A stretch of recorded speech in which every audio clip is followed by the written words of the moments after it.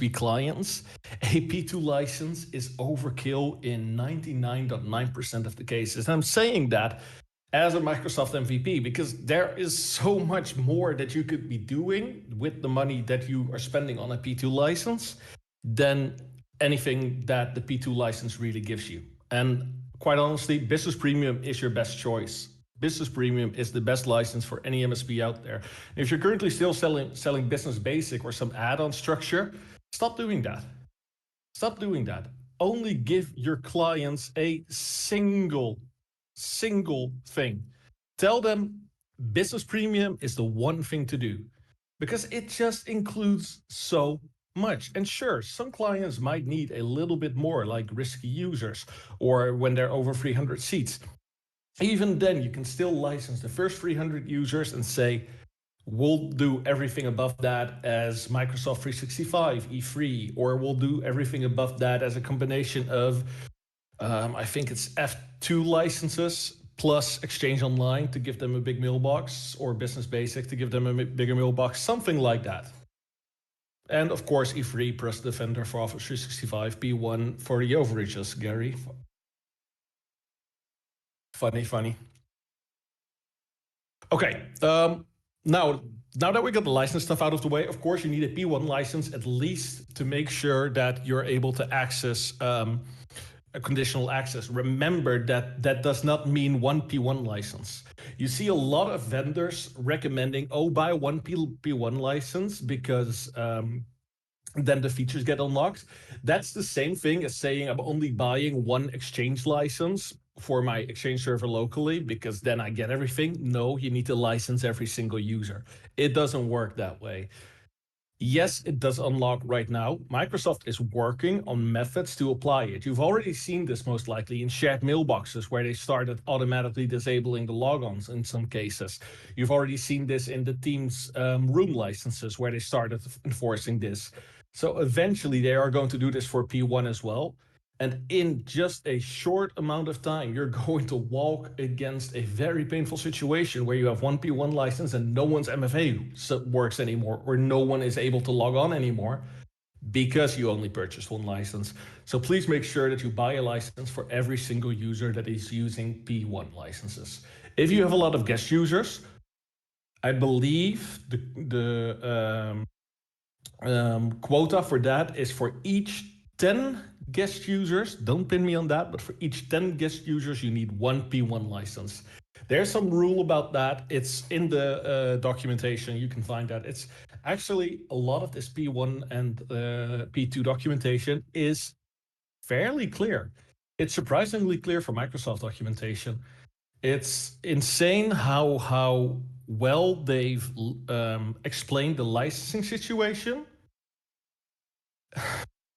but not the technical implementation of it. All right, so now we're actually going to start to get to work on our conditional access policies. There's a couple of things, by the way, that before you jump into your conditional access policies, you will want to check, and that is if you are still using per user licensing, or per user MFA, you'll want to disable per user MFA, and that's actually a feature in CIPP. Disable per user MFA when conditional access MFA is employed, because when you have per user MFA, your conditional access policies are simply ignored. They are not used for any evaluation. You will simply get a per user MFA logon for each single logon that you do. Okay, so this is actually the CyberDrain dev tenant, which is some of the contributors have access to this, and we mess around with a lot, which is also the reason this doesn't have any like in-depth policies or any breadth of policies, because there's nothing in this tenant that is really important. So we're going to jump into creating some policies. We're going to jump into creating some policies from templates. And we're going to make sure that we understand exactly what we're clicking on in this case. So first off, let me actually start with a very cool feature that prevents 99.99999999999, etc., etc. You get me. of all phishing attacks. Microsoft has released something called Continuous Access Evaluation. Continuous Access Evaluation is simply conditional access that is constantly applied to the token every single time. So that means that, wow, I'm seeing the chat some memes flying by. Really great, guys. That means that the moment that a token is generated, it is evaluated by conditional access. But conditional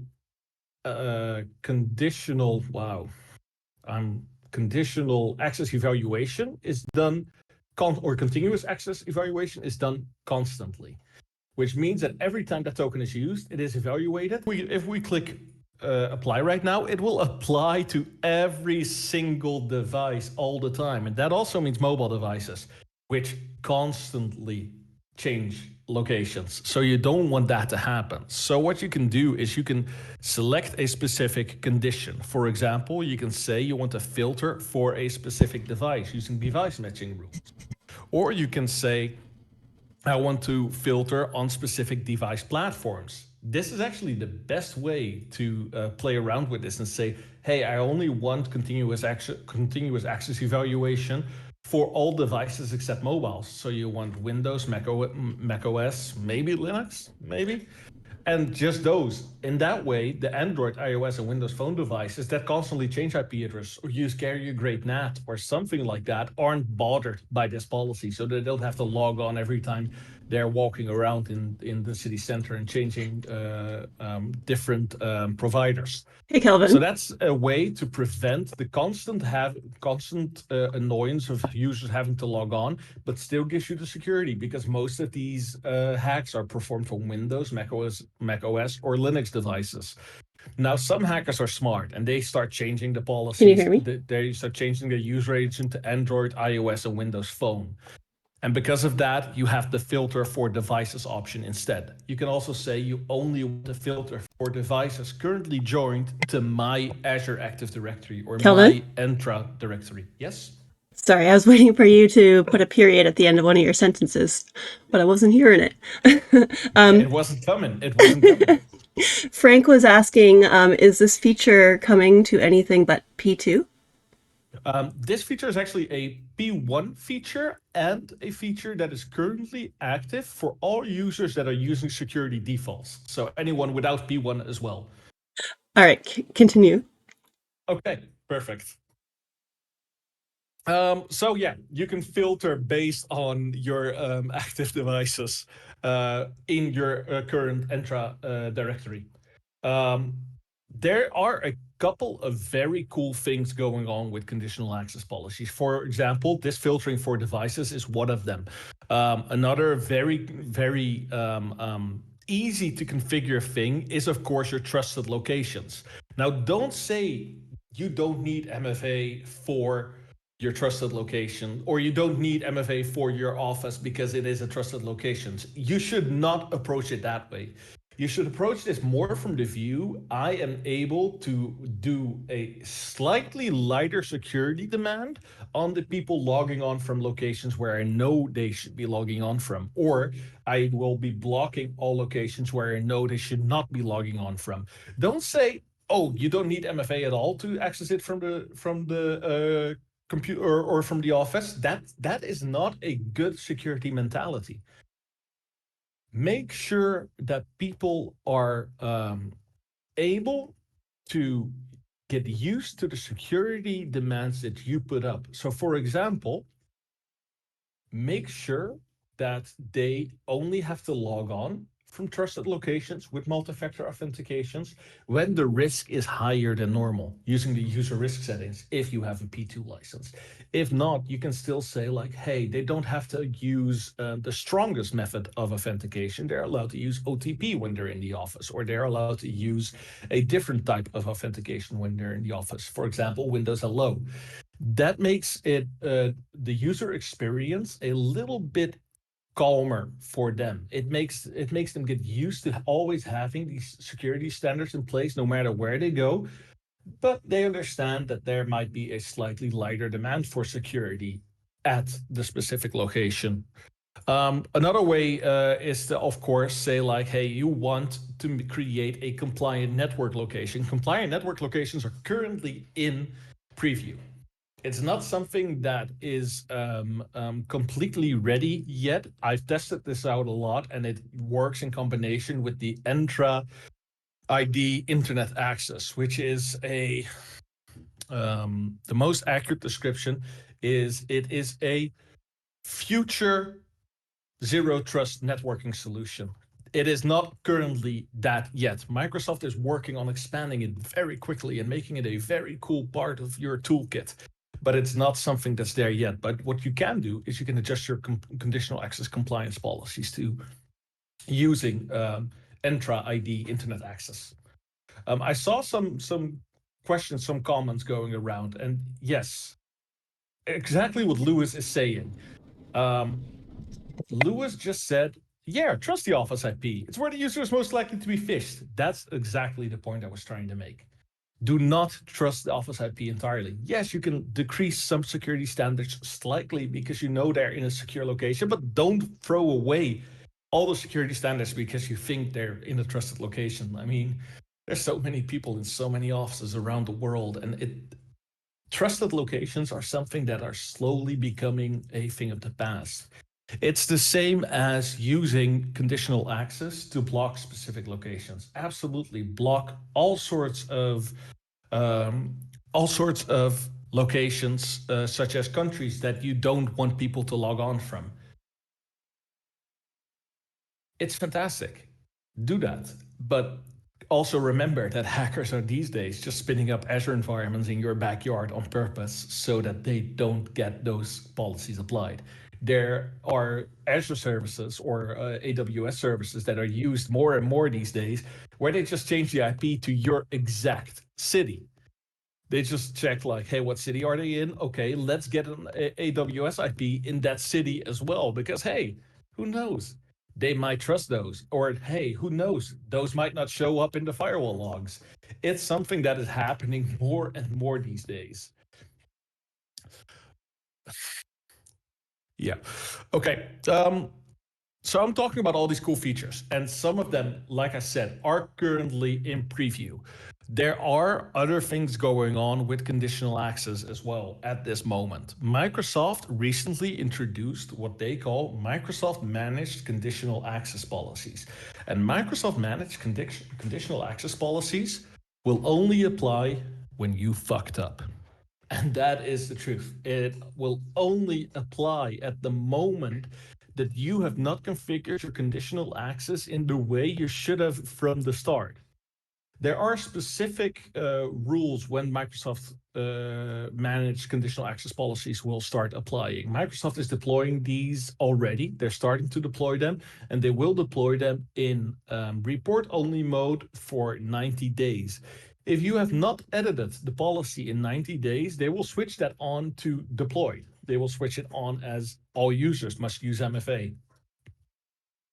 Because quite honestly, Microsoft is also tired of users no longer using multi-factor authentication. Microsoft is tired of them getting the flag for our mistakes as administrators.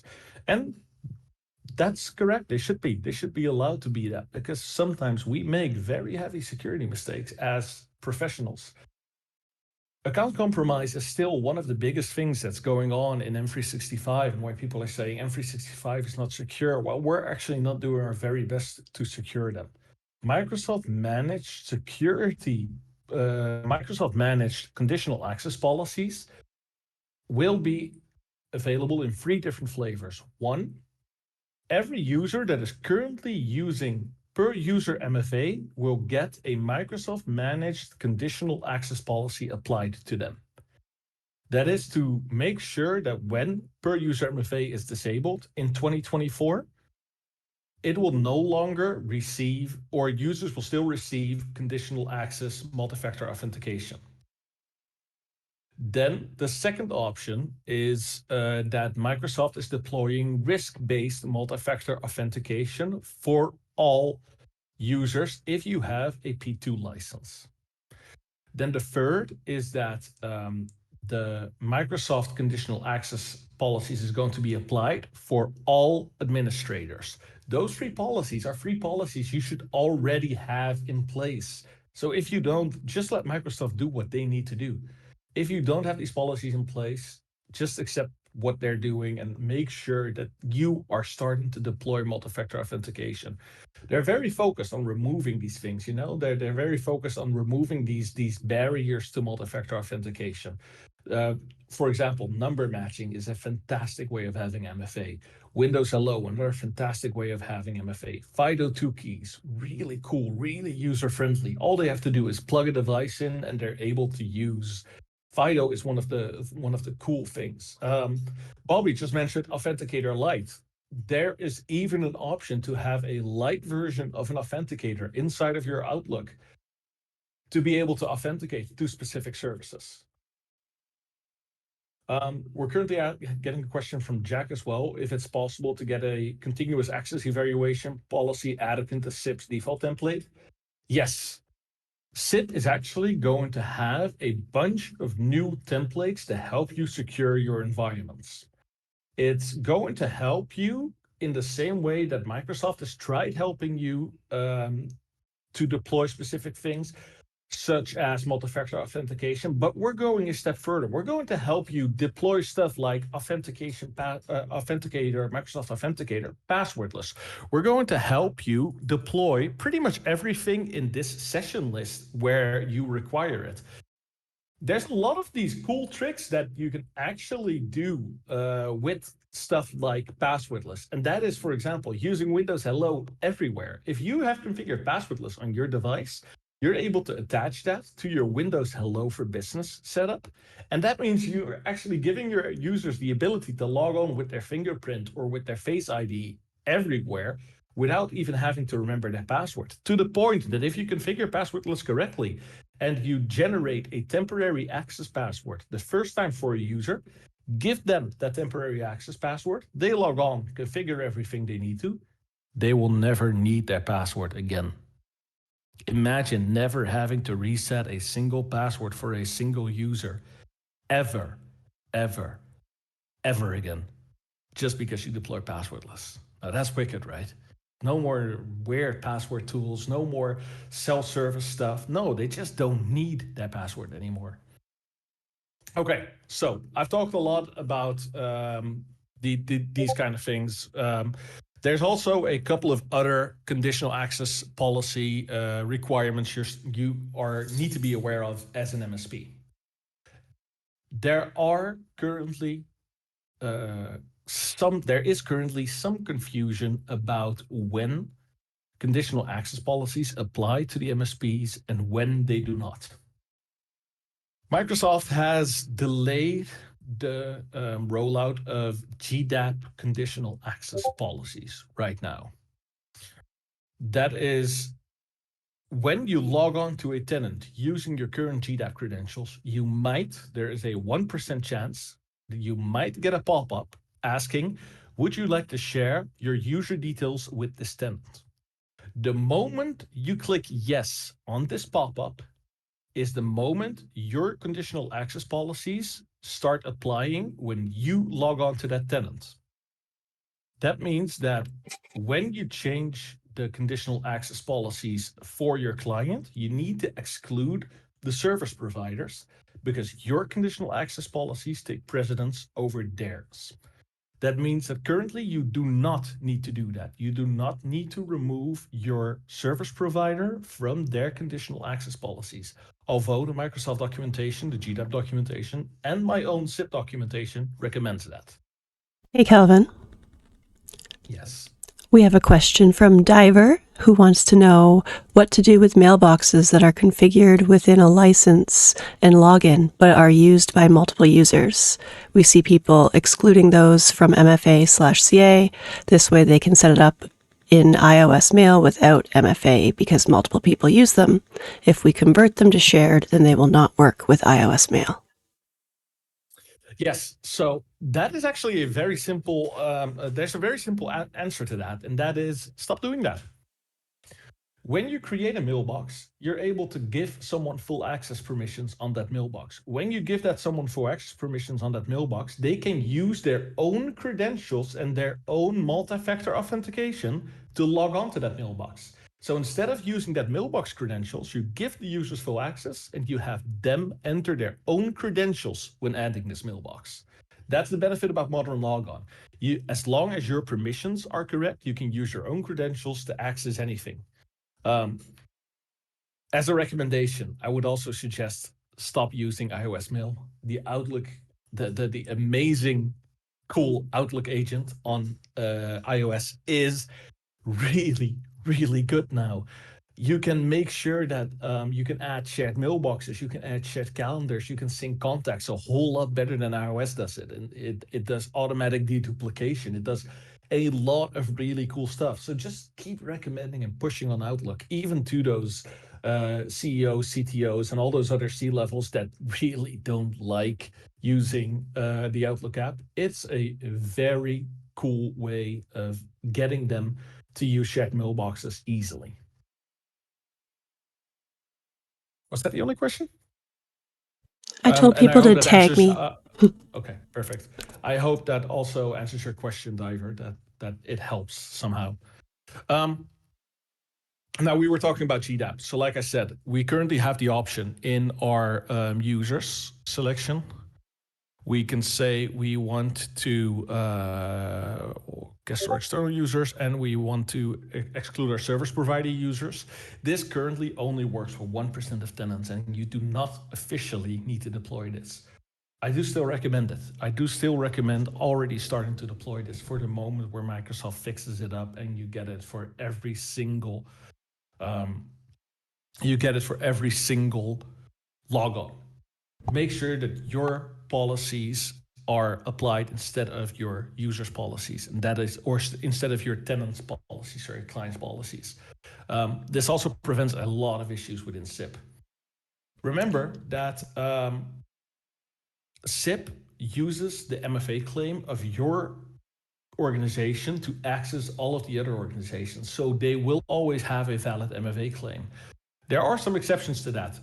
Per user MFA can really mess things up. I also want to state, if you are currently still using per user MFA, you're going to be in for a bad time. In April 2024, they're going to be removing most of the management features of per user MFA. They are moving to the converged authentication access policies in September 2024, which means that by the end of 2024, you will no longer be able to use per user MFA. If your business is currently relying on that, remember that you have to move your clients either to security defaults or to per user MFA, where or to conditional access MFA. Security defaults allows you to get per user or per risk MFA for all your users in one go. It is one conditional access policy they create, which is risk-based MFA or admin-based MFA, one of the two, or both at the same time, actually. I'm not sure if this is being answered in chat currently, but Cavanite was looking maybe for a summary of how to make sure that they can avoid the pass the cookie attack. Maybe there's something you can reiterate. Yeah, so that's the conditional access evaluation in the session options. Use continuous access evaluation with the strictly enforced location policies. Turn that on, no chance of pass the cookie attacks ever being successful. And like I said before, do make sure that in your conditions you exclude mobile devices. And yes, you always, whenever something whenever a user is hacked in any way, always revoke all the session tokens. CIPP has a beautiful button for that. Just hit it. Make sure there's the back remediation. Just hit that as well, just in case. You never know. And it removes a lot of this stuff. There's some people who wanted you to know that something is September 2025, not 2024. Yes, it's April 2024, September 2025. I'm sorry. Yes, that is correct. Okay, So I guess that covers most of what conditional access is. Now, all of these policies can be created in a lot of different ways. What I often see is users worried about break glass administrators. What if MFA doesn't work? Then our admin can't log in and disable MFA. In all honesty, if MFA is not working, you should just accept that M365 is not working, and you shouldn't disable a conditional access policy. Now, in the case that you want to really use a sort of break glass type of account for your clients, configure that with a FIDO2 token and put that FIDO2 token in a safe somewhere. Configure a YubiKey, make sure that this is done, store it in a safe somewhere, and you have your break glass account on that Yubi token and only that. That prevents a lot of the hassle around, sorry, Ash, that prevents a lot of the hassle around creating exclusions for your policies. When you say to exclude the service provider, do you mean the GDAP groups, or is there a particular object they need to select? You need to, when you exclude the service provider, you need to exclude the tenant ID of the organization. As you can see, it's the tenant ID or domain name. I would really suggest entering the tenant ID here, as that never changes, but you can also add the on Microsoft there. This is also in our documentation, by the way. In the CIPP documentation, you can find this under Setup Conditional Access. And Jack just mentioned, alternatively, you can use a temporary access password for the break glass account. That's also a perfect solution. Also, a good thing to remember is that your temporary access passwords, if you haven't played with temporary access passwords yet, start playing with them because they are the bomb. They can actually, or they do not apply your conditional access policies anymore. So if you use a temporary access pass, you evade your conditional access policies temporarily. So that's a easy way to also create a sort of break glass type of situation. Okay. Another thing that you should remember is the Target Resources tab. The Target Resources tab has a couple of different options of what this policy applies to. You can even use this to create your custom authentication context. Authentication contexts are a more complex thing that I can't really explain in an hour because there is so much to explore there. Make sure that you click on this specific link if you want to explore that more. It can get very complex very quickly, but it can also give you a lot of freedom configuring authentication specifically for resources such as your OneDrive, SharePoint, and these kind of things, where you also want to apply your data loss prevention policies at the same time. The user actions one is also pretty cool. You can actually force a policy to have people register for MFA, and you can schedule this kind of stuff using CIPP. So you can call your client and say, hey, from next week, we're going to start making sure that people have to register or join their devices or register their security information starting next week. And then you just deploy that using CIPP, and then you wait a couple of weeks before you apply any actual policy.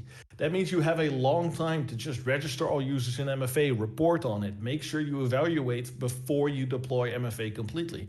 And you can already create all your policies in report-only mode, and then report on these conditional access policies. Another really, really cool thing that I have to show you guys is something that we're going to be introducing in CIPP in the very near future. You have a what if button here. What if this user logs on using this application, using this? Let's actually try one. Let me try to grab my user.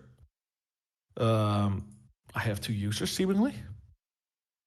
And let me say I want to log on from the IP address 1.1.1.1.1.1. And I want to log on from the country Afghanistan. I don't think we have a country policy currently applied. So this should say that, yes, I should be allowed to log on, but I should use MFA. Oh, I have no policies active. And what policy will not apply? Require multi-factor authentication for all users, because for some reason I'm not included in that.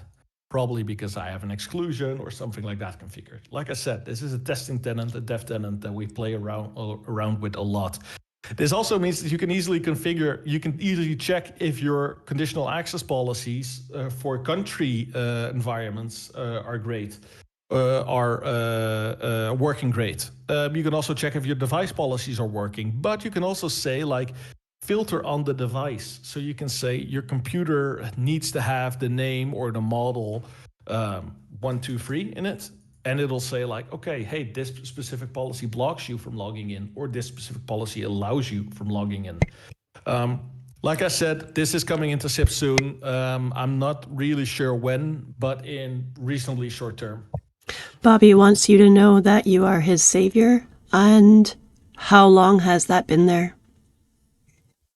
The what if tool has been there as long as conditional access exists, but no one ever presses that damn button. It's sad. It's a really cool feature to check how it applies. No, the register MFA thing he was talking about. Sorry. The register MFA has been there for about a year now. It got out of preview recently. It got out of preview about 3 months ago, something like that, a little bit more. But you can create these policies to have people either register their MFA, but you can also force to register their Azure AD device. So that means that if you're ever doing a migration of some sort, you can already predefine which users need to register their device in Azure AD before you're able to use it. And I think that's pretty much everything that I wanted to show right now. There is a lot more to show in regards of conditional access because it's so expansive. But what I wanted to focus on mostly was have people understand the baselines. So to reiterate what I said at the start. Before you jump into the summary, yes. One question Jamie wants to know, will it only evaluate policies that are active? So what if the user tries logging in against the currently active policies? It will only evaluate the policies that are currently in on or report only mode. If it's in off mode, it will not evaluate against that. Is there a report with that? Yes, you can use the standard sign-in logs, which are right under here, to check which policies are applied and which not. Cool. A lot of questions are coming in at this point. Is there a good place to get more information on the compliant network locations preview that you mentioned, or should we just look at the Microsoft documentation? I'd suggest you look at the Microsoft documentation, but Microsoft hasn't documented this yet. Is there Microsoft sucks at this kind of stuff right now. The documentation is way behind on what they've made available. There is a really good conditional access MFA blog that I currently can't remember the name of. I remembered. Meryl Fernando is amazing at this kind of stuff and explains it very well. It's meryl.net. I will type it in the chat. Meryl.net. I'm doing this from the top of my head, so I'm not exactly sure. So check out his blogs about all of this specific functionality, because he's a Microsoft employee that does a lot of that kind of stuff around conditional access. He is working on the Microsoft Identity team. He's one of the few on the Microsoft Identity team that actually really enjoys listening to clients. So if you have complaints, send him an email, send him a tweet. He has a Discord server somewhere. It was actually posted. Yeah. Yep. Okay. Bobby. So he posted this on Twitter. On Twitter, he's super active. Talk to him. Bobby and Gary want to know, what if the logins is from before a policy was set to on and a new policy is enabled that would block the user? Would the session survive until a new token is needed? Yes, the session would survive unless you have conditional access or continuous access evaluation enabled. At that point, every time a token is used, it is evaluated. Gary was answering the question, not adding his confirmation to wanting to know. My bad.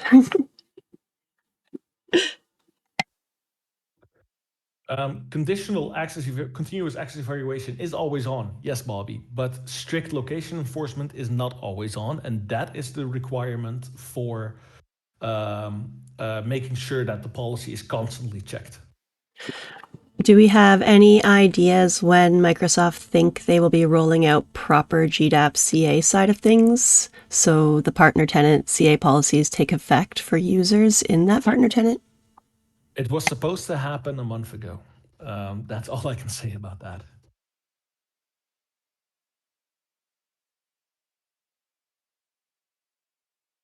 Any more questions?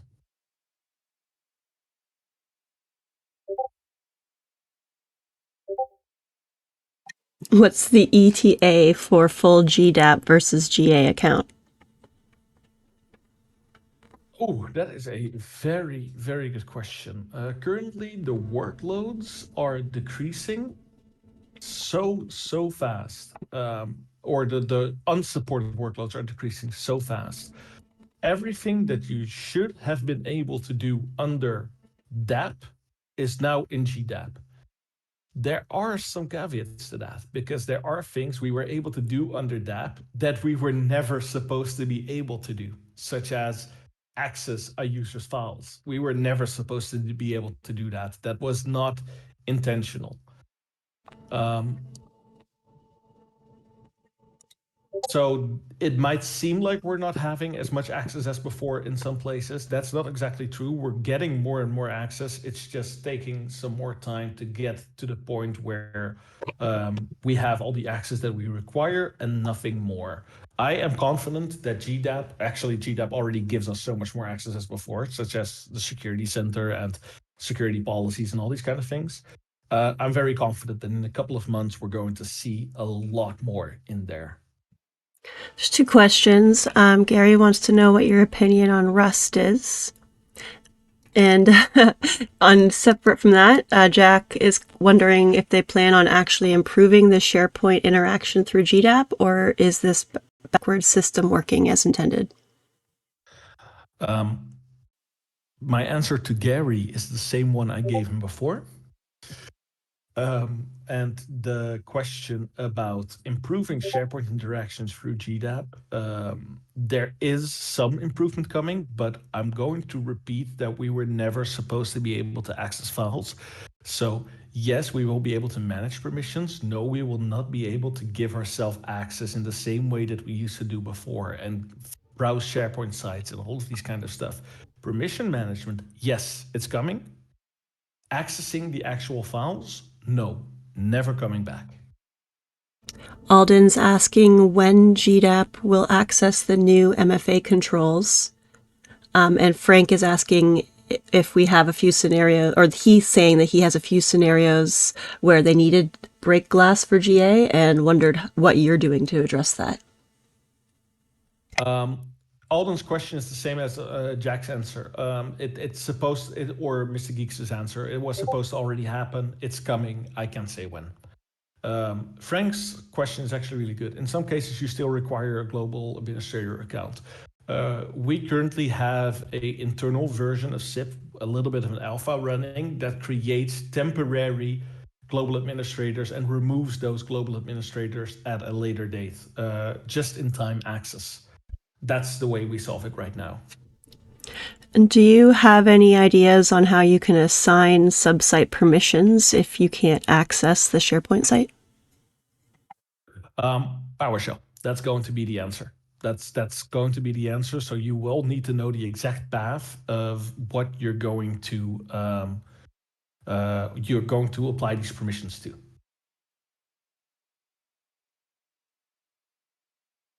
There's a lot of questions coming in. I almost forgot that I wanted to do my little summary. I'm going to do that now. Go ahead and do your summary. Direct questions. Okay. So, like I said at the very start, there is a list of things in conditional access that you need to know. Number one, it is not like a firewall policy. It is not like a firewall policy at all. It is applied all at once where denied takes precedence. It is one big blob. Imagine that you have your list of policies right here.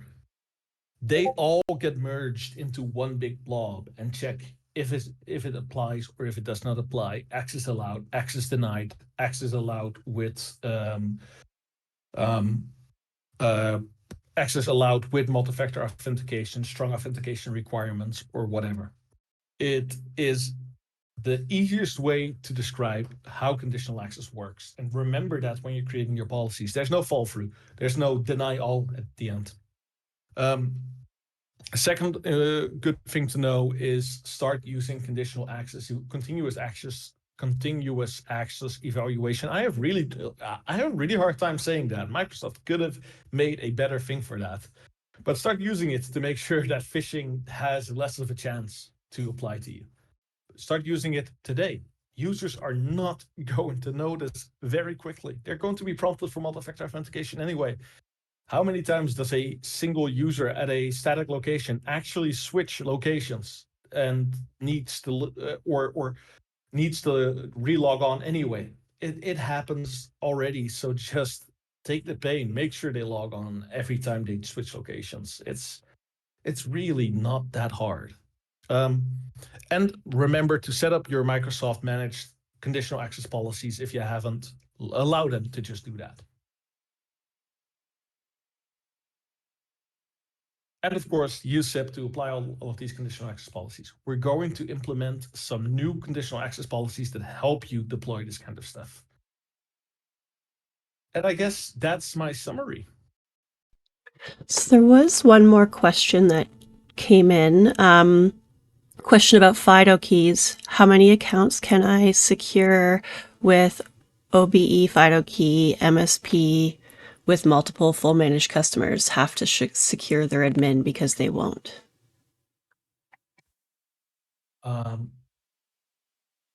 Wow, that's a good question. How many accounts can you secure with one FIDO key? I actually have no clue. I don't know if there's a limit. 25, I think, maybe, but I think that 25 accounts was more a limit on the key itself. So it really depends on what FIDO key you get. It's a question I haven't ever thought about. Yeah, exactly. Lolden or Alden just mentioned like a flipper can hold infinite amount of keys. So it really depends on I've never had this question. Like, I've never genuinely not seen a FIDO key as a thing that attaches one account to one key. So I have no clue.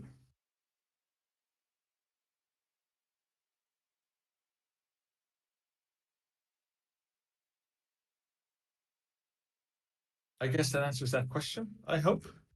I'm